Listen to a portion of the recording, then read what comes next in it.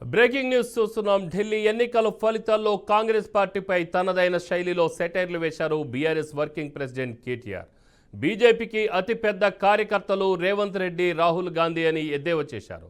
రేవంత్ రెడ్డి మొన్న మహారాష్ట్రకు వెళ్లి అక్కడ ఓడించారని, ఇప్పుడు ఢిల్లీ వెళ్లి కాంగ్రెస్ పార్టీని ఓడించాడని విమర్శించారు. ఐరన్ లెగ్ అనే పేరును సార్థకం చేసుకున్నాడని కేటీఆర్ ఆరోపించారు.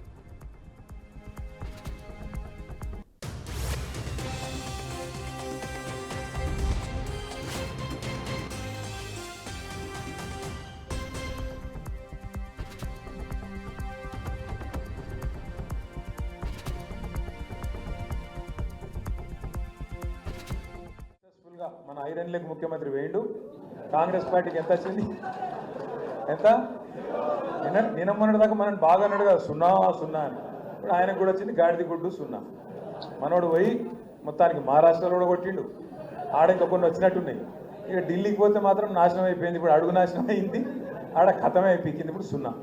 కానీ ఒక్కటి మాత్రం రాహుల్ గాంధీకి మనందరం మంచిగా సపోర్ట్లు కొట్టి అభినందనలు చెప్పాలి.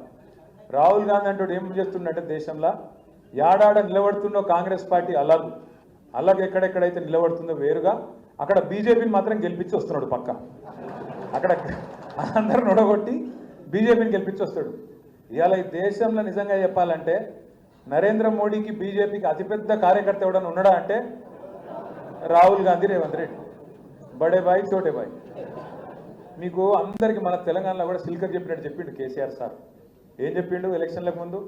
అరే కాంగ్రెస్కు దబ్బన ఓటేస్తే తప్పిదారి, రైతు బంధు రామ్ అవుతుందని చెప్పిండా? అయ్యిందా? ఇప్పుడు మళ్ళీ ఎక్కడోళ్ళు అక్కడ రైతులు మైకు పెడితే ఎట్లా తిడుతురు? అమ్మతో చెప్తున్నా గిసొంటి తిట్లుంటాయని కూడా తెలియదు నాకు. అరే అరే అరే ఏం తిట్లా? నేను తాత తిడుతుండు. 4.5 నిమిషాలు ఉంది ఆ వీడియో. ఒక 4.5 నిమిషాలలో ఒక 400-500 తిట్లు తిట్టిండు. ఇంకోడు రేషం ఉన్నోడైతే ఇక్కడ బాయిల నీళ్ళు పోసుకొని దుంగి చచ్చిపోతుండే. రేవంత్ రెడ్డి కాబట్టి నడిచిపోతుంది, కానీ రేషం లేదు, మనులేదు ఆయనకు. నిజంగా ఆయన చూస్తుండో లేదో రేవంత్ రెడ్డి గారు దయచేసి చూడకు, చూస్తే తట్టుకోలేవు. ప్రజలు సంవత్సరం లోపలనే గుర్తించారు. సక్సెస్